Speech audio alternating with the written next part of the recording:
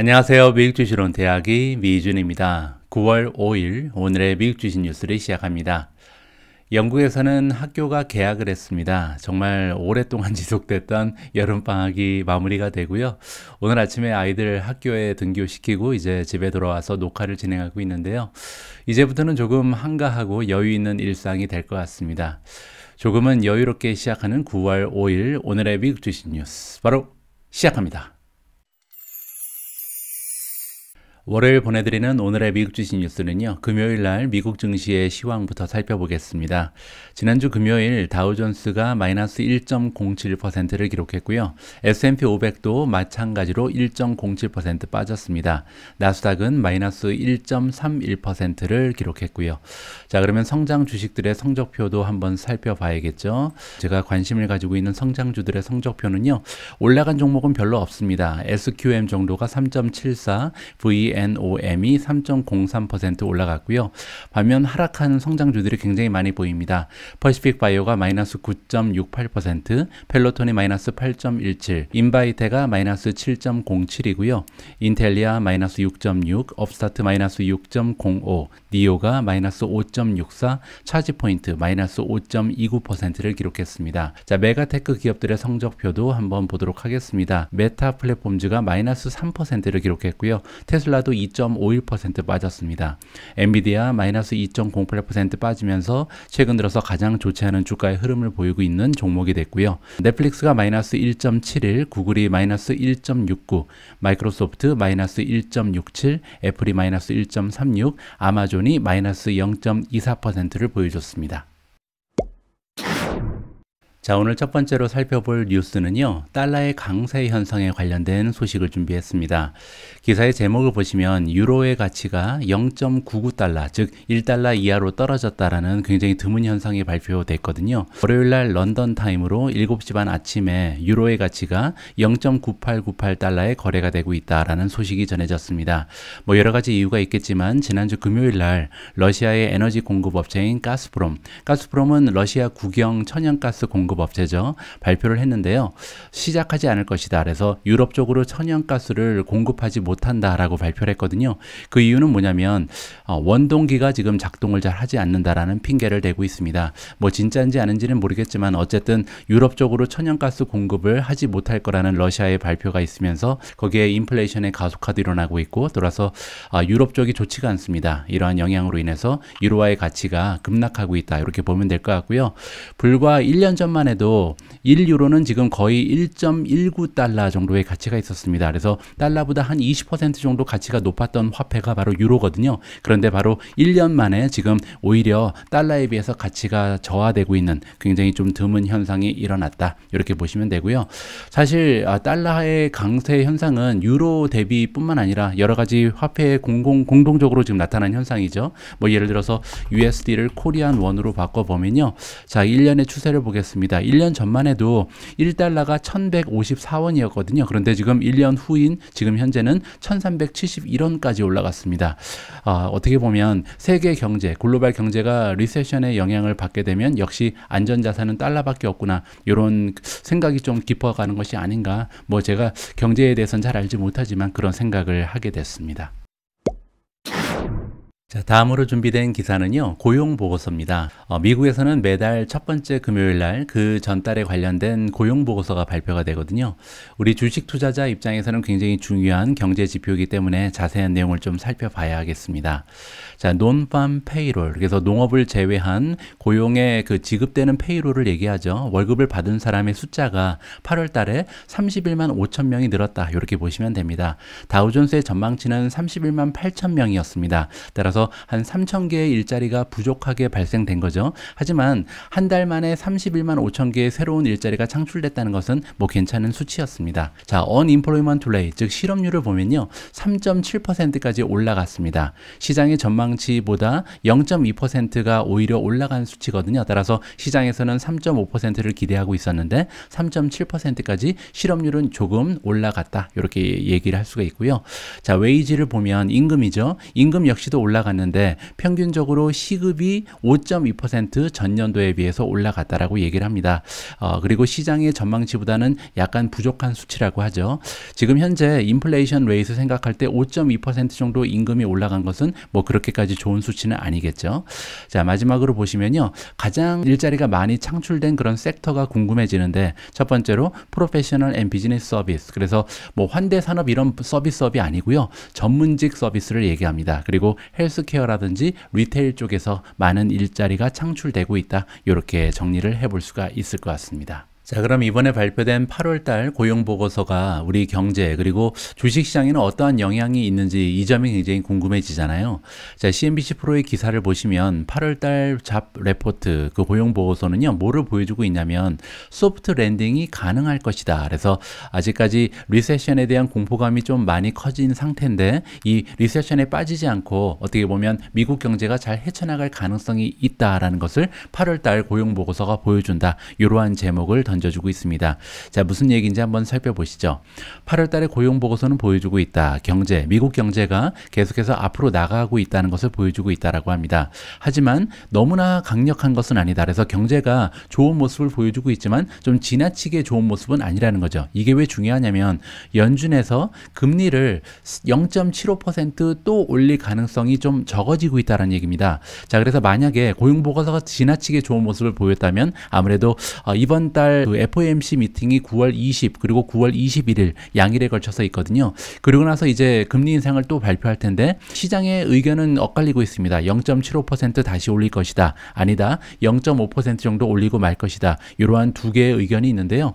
이번 고용보고서의 모습을 보니까 경제가 앞으로 나가고는 있지만 그렇게까지 좋은 경제는 아니기 때문에 0.5% 올릴 가능성이 있다. 이렇게 지금 얘기를 하는 거죠.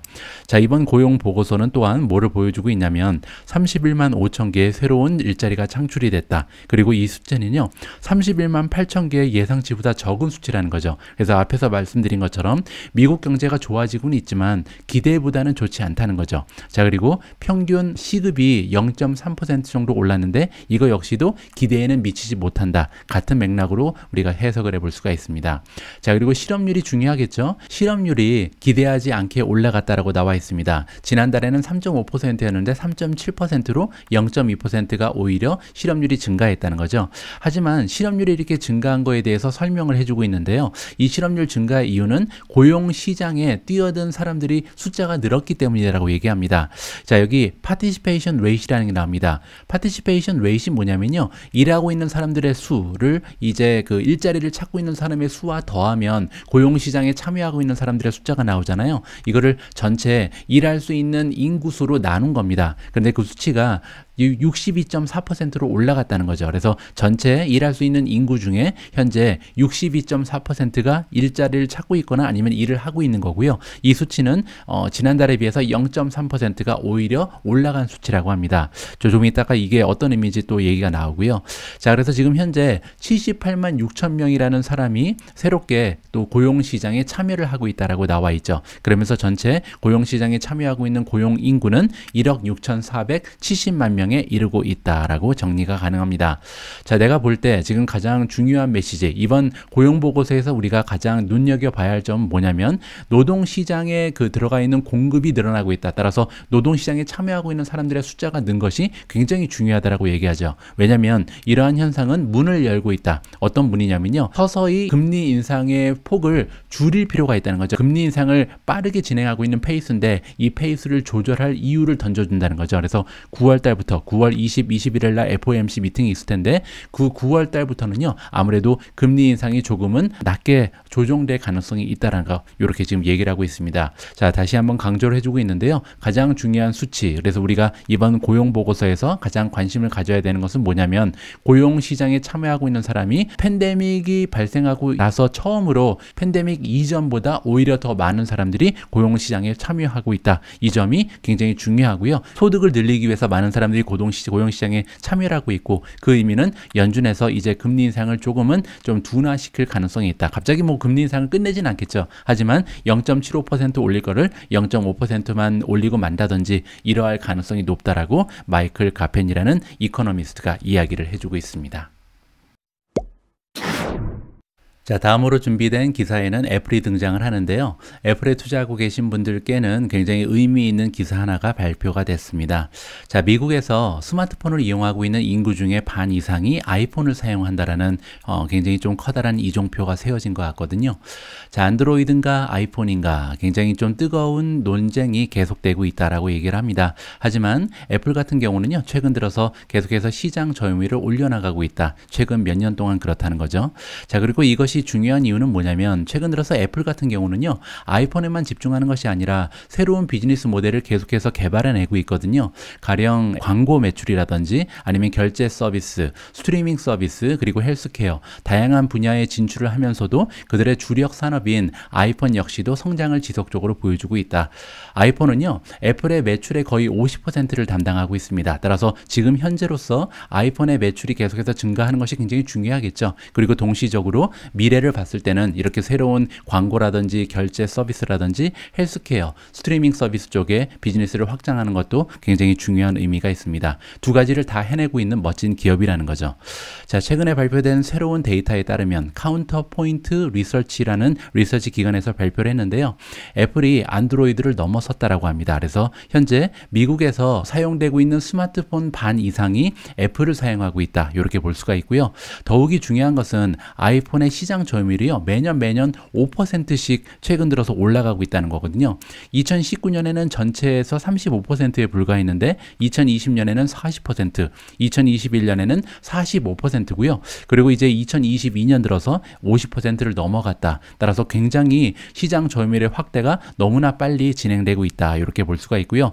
자, 이러한 시장 점유율은 기준이 뭐냐면 인스톨드 베이스입니다. 따라서 판매 수가 아니라요, 얼마나 많은 사람들이 지금 스마트폰을 애플을 사용하고 있는가 아니면 안드로이드 베이스를 사용하고 있는가, 이렇게 해서 50%를 넘어갔다. 이렇게 이해하시면 됩니다. 애플 같은 경우는요, 이 인스톨드 베이스, 따라서 얼마나 많은 사람들이 애플의 기기를 사용하는가, 이거를 첫 번째 중요한 요소라고 지금 얘기를 합니다. 서비스 매출에서 그렇다는 거죠. 자, 왜냐하면 애플을 사용하는 사람들의 수가 늘어나면 늘어갈수록 거기에서 발생되는 구독 모델의 비즈니스 매출이 계속해서 올라갈 가능성이 있잖아요. 하드웨어는 한번 판매하면 끝이죠. 하지만 서비스 매출 같은 것은 아무래도 하드웨어가 많이 깔려 있으면 깔려 있을수록 거기에 바탕으로 해서 구독 모델로 새로운 매출을 창출하는 거기 때문에 이 애플이라는 기업 입장에서는 성장의 동력이 될 수 있다라고 이야기를 하고 있습니다. 따라서 아까 우리가 첫 번째 얘기했던, 여기 나와 있죠, 광고라든지 결제 서비스라든지 스트리밍 서비스, 그리고 헬스케어 역시도 사용하는 그 하드웨어가 많아지면 많아질수록 발전 가능성이 높아진다. 이렇게 우리가 이해를 할 수가 있는 거죠. 따라서 하드웨어 그리고 서비스 쪽에 동시다발적인 발전을 만들어내는 것이 왜 중요한지 여기서 우리가 이해할 수가 있습니다. 자, 오퍼레이팅 시스템, 우리가 보통 운영 체제라고 얘기하는 건데요. 운영 체제는 종교와 같다라고 얘기합니다. 왜냐하면 갑자기 큰 폭으로 바뀌진 않는다. 하지만 최근에 4년 동안 보면요, 계속해서 안드로이드에서 iOS로 조금씩 시장 점유율이 옮겨가고 있는 그런 추세를 미국에서 보이고 있고요. 미국뿐만 아니라 지금 다양한 선진 국가의 시장 점유율을 보면요, 전 세계적으로 같은 현상이 일어나고 있다라고 이야기를 해주고 있습니다. 따라서 여기서 얘기하는 것은 지금 애플을 사용하고 있는 사람들의 숫자가 지금 미국뿐만 아니라 여러 가지 선진 국가에서도 올라가고 있다. 이렇게 지금 이야기를 해주고 있거든요. 하지만 전체적으로 글로벌 시장의 점유율을 보면 그렇지만 않습니다. 자, 지금 보고 계신 부분은요, 전 세계 글로벌 시장에 안드로이드를 사용하고 있는 그 하드웨어, 그리고 이제 iOS를 사용하고 있는 그 모바일 폰 이용 수의 그 추세를 보고 있는 건데요. 자, 위에 나와 있는 게 이제 구글이 자랑하는 안드로이드 운영 체제고요. 아래에 나와 있는 것이 이제 애플의 iOS입니다. 자, 운영 체제의 점유율은요, 지금 과거 한 몇 년 동안 꾸준한 추세를 보여주고 있다. 이렇게 우리가 볼 수가 있거든요. 따라서 지금 현재 선진국에서는 애플의 보급률이 올라가고 있고 애플을 사용하고 있는 인구 수가 늘고 있음에도 불구하고 전 세계적으로 봤을 때는 커다란 그 추세의 차이는 보이지 않는다. 그래서 일정한 추세가 지속되고 있다. 왜냐하면 가령 제가 예전에 일을 하고 있었던 말레이시아라든지 인도네시아, 이러한 동남아 국가에서는요, 아직까지는 애플보다는 이 삼성폰의 인기가 훨씬 더 많거든요. 따라서 안드로이드의 시장 점유율이 전 세계적으로 봤을 때는 확연하게 줄어들고 있지는 않다라는 것을 여기서 여러분들께 좀 전해드리고 싶습니다. 자, 다음으로 함께 읽어볼 기사는 테슬라 관련된 뉴스고요. 자, 테슬라 주주분들께서 좋아하실 만한 내용이 등장을 합니다. 자, 테슬라의 차이나 메이드 비클, 따라서 중국에서 생산되는 자동차의 숫자 그리고 판매 대수가 나오는데요. 7만 7천 대를 2022년 8월 달에 기록할 것이다 라고 지금 보도가 되고 있습니다. 자, 이번 보도는 인용하기를 차이나 패신저 카 어소시에이션, 그래서 중국의 승합차 협회의 관계자를 지금 인용하고 있다, 이렇게 나와 있고요. 만약에 이 숫자가 정확하다면 이것은 어떤 의미가 있냐면요. 테슬라의 그 중국에서 생산된 자동차의 판매 숫자가요. 8월 달에 작년 대비해서 무려 74%가 성장하는 그런 효과가 있고요. 그리고 7월 달에는 28,217대에 불과했기 때문에 무려 한 달 만에 173%가 성장하는 셈입니다. 뭐 7월 달 같은 경우는 공장의 그 생산 라인을 업그레이드 하느라고 공장 문을 좀 닫았잖아요. 따라서 이것은 별 의미가 없지만 중요한 것은 작년 대비해서 무려 74%를 성장한다는 것이 굉장히 커다란 의미가 있는 것 같습니다. 자, 그리고 이러한 7만 7천 대라는 숫자는요, 테슬라의 역사에 있어서 지금 중국에서 생산된 그리고 판매된 두 번째로 가장 높은 기록을 기록했다, 이렇게 보시면 될 것 같고요. 자, 그리고 최근 들어서 여러 가지 다양한 미디어의 그 보고에 따르면 어떠한 내용이 발표가 됐냐면요, 테슬라가 최근에 프로덕션 라인을, 생산 라인을 업그레이드 했다, 그래서 상하이 기가 팩토리의 생산 공정을 업그레이드 했다는 소식이 전해졌거든요. 그때 그래서 이제 7월 말부터 8월 초까지 공장이 이제 잠깐 문을 닫았었잖아요. 자, 그리고 나서 새롭게 문을 열면서 테슬라는 이제 매년 110만 대에서 120만 대 정도를 상하이에서만 생산할 수 있는 그런 기업이 돼버렸습니다. 따라서 테슬라는 생산한 내내로 계속 판매가 되고 있는 브랜드이기 때문에 가면 갈수록 생산 공정의 업그레이드를 통해서 각 공장당 만들어내는 생산 대수도 늘고, 그리고 추가적으로 기가 팩토리를 설립하면서 앞으로도 계속 성장하는 모습을 보여줄 가능성이 높아진다, 이렇게 정리를 해드릴 수가 있을 것 같습니다. 자, 다음으로 준비된 기사에는 메타 그리고 퀄컴 두 기업이 등장을 하는데요. 두 기업이 파트너십을 결성했다라는 반가운 소식입니다.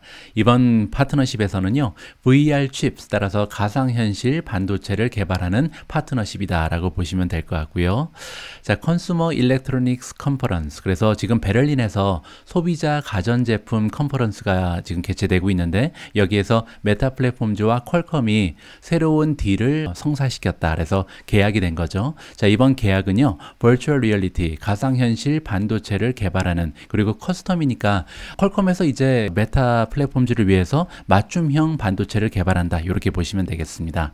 자, 칩 메이커, 반도체 기업인 퀄컴은요, 이번에 개발하고 생산해낼 것이다. 그래서 아까 말씀드린 것처럼 메타 플랫폼즈를 위한 맞춤형 반도체를 생산을 하는 거고요. 이번 반도체는 퀄컴이 자랑하는 스냅드래곤 플랫폼을 기반으로 한다라고 나와 있습니다. 그리고 이번에 개발되는 반도체는 메타의 퀘스트 가상현실 디바이스에 들어가는 그런 반도체라고 보시면 되고요. 자, 그리고 이번 계약건은 VR 디바이스만 커버를 하고 있다. 그래서 메타가 자체적으로 개발하고 있는 칩이 있는데 노벨 칩이라고 부르거든요. 노벨 칩은 인공지능입니다. 따라서 인공지능을 개발하기 위해서 만들고 있는 자체 칩의 그 개발 현상과는 상관이 없다. 따라서 메타는요, 가상현실은 퀄컴 칩을 쓰고, 그리고 그들 자신이 개발하고 있는 노벨 칩은 인공지능에 활용한다, 이렇게 정리를 하면 될 것 같습니다. 자, 다음 소식은 아마존 관련된 뉴스를 준비했습니다. 아마존의 비즈니스 중에서도 스트리밍 관련된 소식인데요. 사실 우리가 아마존 프라임 멤버십에 가입을 하면 스트리밍 서비스는 무료로 제공이 됩니다. 물론 일부 영화나 컨텐츠는 이제 돈을 내야 하는데 대부분의 컨텐츠는 무료로 시청이 가능하거든요. 그럼에도 불구하고 아마존이 제공하는 프라임 비디오는 어떻게 보면 퀄리티 면에서 다른 경쟁 기업에 비해서는 굉장히 떨어진다라는 평가를 많이 받아왔습니다. 그런데 이번에 로드 오브 더 링, 그래서 우리가 보통 반지의 제왕이라고 부르는 드라마 시리즈를 새롭게 개발을 했고, 그래서 아마존 프라임 오리지널이죠. 그래서 첫 번째로 굉장히 커다란 규모의 컨텐츠를 발표를 했는데요. 첫날 굉장히 많은 사람들이 시청했다라는 소식이 들리고 있습니다. 자, 퍼스트 에피소드, 아마존이 자랑하는 로드 오브 더 링의 첫 번째 에피소드가 이번에 몇 명이 시청을 했냐면요, 무려 2,500만 명이 전 세계적으로 시청을 했다라는 소식이 들리고 있고요. 가장 커다란 데뷔다. 그래서 프라임 비디오 스트리밍 서비스 역사상 이렇게까지 많은 사람들이 시청한 컨텐츠는 없었다고 얘기하면 합니다. 사실 이번에 반지의 제왕 같은 경우는요, 전 세계 그 TV 시리즈 역사상 가장 많은 돈이 들어간 시리즈거든요. 무려 465밀리언 달러입니다. 그래서 4억 6,500만 달러를 투여해서 만든 컨텐츠라고 보시면 되고요. 자, 그래서 얼마나 지금 아마존에서 이 스트리밍 서비스에 관심을 많이 가지고 있는지 여기를 우리가 좀 짐작을 해볼 수가 있거든요. 이렇게 스트리밍 서비스의 컨텐츠가 조금씩 향상된다면 결국 여기에서 발생되는 광고의 매출도 우리가 좀 올라갈 수 있겠다라고 기대를 할 수가 있기 때문에 앞으로 아마존이 이 로드 오브 더 링 말고도 어떠한 오리지널 컨텐츠 시리즈를 계속해서 출시를 하는지 관심을 가지고 지켜볼 필요가 있을 것 같습니다. 반면 다른 스트리밍 기업에 투자하고 계신 분 입장에서는 스트리밍 서비스 쪽이 정말 경쟁이 가속화되고 있구나. 따라서 넷플릭스라든지 디즈니 플러스 외에도 이제 아마존까지도 많은 자금을 투여하면서 강자로 군림할 가능성이 있다는 것을 조금 감안을 해야 될 것 같습니다. 자, 다음은 엔비디아 관련된 소식인데요. 아무래도 지난주에 엔비디아의 주가가 많이 떨어지면서 많은 투자자분들께서 엔비디아의 매수 시점을 잡기 위해서 많은 고민을 하고 계실 거라고 생각이 듭니다. 그런데 캐시우드 같은 경우는요, 고민하지 않고 바로 줍줍을 시작한 것 같습니다. 자, 아크인베스트의 캐시우드가 많이 담았다라고 나와 있거든요. 그래서 그로스 달링, 굉장히 좀 성장 추세가 좋은 주식인 엔비디아를 많이 줍줍했다라고 나와 있고요. 그 이유는 많은 분들께서 이미 알고 계신 것처럼 지난주에만 두 자릿수 이상으로 주가가 하락을 했거든요. 자, 캐시우드의 플래그십 가장 중요한 ETF인 아크 이노베이션 ETF에는 무려 22만 6,717주를 담았습니다. 그리고 두 번째로 ARK Autonomous Technology and Robotics ETF가 있는데 이 ETF에는 32,093주를 담았습니다. 자, 마지막으로 아크 넥스트 제너레이션 인터넷 ETF도 39,008주를 담아서 골고루 세 가지의 ETF에 엔비디아를 추가했다. 이렇게 보시면 될 것 같고요. 자, 세 개의 ETF에 추가한 전체 엔비디아 주식의 가치는요, 무려 4,150만 달러 정도의 가치가 있다라고 합니다. 따라서 엔비디아의 미래에 좀 베팅을 했다. 이렇게 볼 수가 있겠죠. 엔비디아의 주가는 지난주에만 13% 이상이 떨어지면서 어떻게 보면 장기적으로 봤을 때는 좋은 줍줍의 기회가 왔다. 이렇게 볼 수가 있겠죠. 저 같은 경우는 아직까지는 조금 참고 있습니다. 왜냐하면 엔비디아의 주가가 조금 더 떨어질 수 있다라고 저는 개인적으로 판단을 하거든요. 하지만 캐시우드의 판단은 저랑은 좀 다른 것 같습니다. 자, 그 와중에 이노베이션 인베스터, 즉 혁신에 투자를 하는 캐시우드 같은 경우는 그녀가 가지고 있는 가장 커다란 보유 주식인 테슬라를 조금 줄였다라고 나와 있죠. 자, 테슬라를 팔았다고 해서 이게 캐시우드가 테슬라를 바라보는 시선이 바뀌었다. 그리고 좀 부정적으로 본다. 이렇게 판단할 수는 없다라고 설명을 해주고 있습니다. 왜냐하면 예전에도 캐시우드는 공식적으로 얘기를 했는데요. 테슬라의 그 주식을 조금 줄임으로써 다른 주식을 살 수 있는 자금을 마련하는 그런 캐시카우로 이용을 하고 있거든요. 따라서 테슬라가 주가가 많이 올라가면 조금 줄이면서 다른 주식을 사고요. 또 테슬라의 주가가 떨어지면 테슬라 주식을 조금 더 추가 매수하는 이런 전략을 장기적으로 계속 구사하고 있다. 이렇게 보시면 됩니다. 테슬라의 주가 같은 경우는요, 지금 최근에 가장 저점에서 이미 35%가 올라가 있는 상황이기 때문에 조금 줄이고 엔비디아를 추가 매수했다. 이렇게 정리를 하면 될 것 같습니다. 자, 9월 5일 보내드린 오늘의 미국 주식 뉴스는 여기까지입니다. 한 가지 공지 말씀을 드리고 싶은데요. 9월 5일 월요일은 레이버데이입니다. 노동절이죠. 그래서 미국 주식시장이 문을 닫거든요. 따라서 내일 아침에는 제가 오늘의 미국 주식 뉴스를 보내드릴 수가 없을 것 같습니다. 주식시장이 문을 닫았기 때문에 뉴스가 없거든요.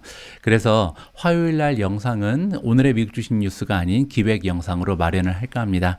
내일 보내드리는 영상에도 많은 분들의 참여 그리고 관심을 부탁드립니다. 우리 모두가 미국 주식 투자로 은퇴하는 그날까지 다 함께 화이팅입니다. 행복한 하루 되세요. 감사합니다.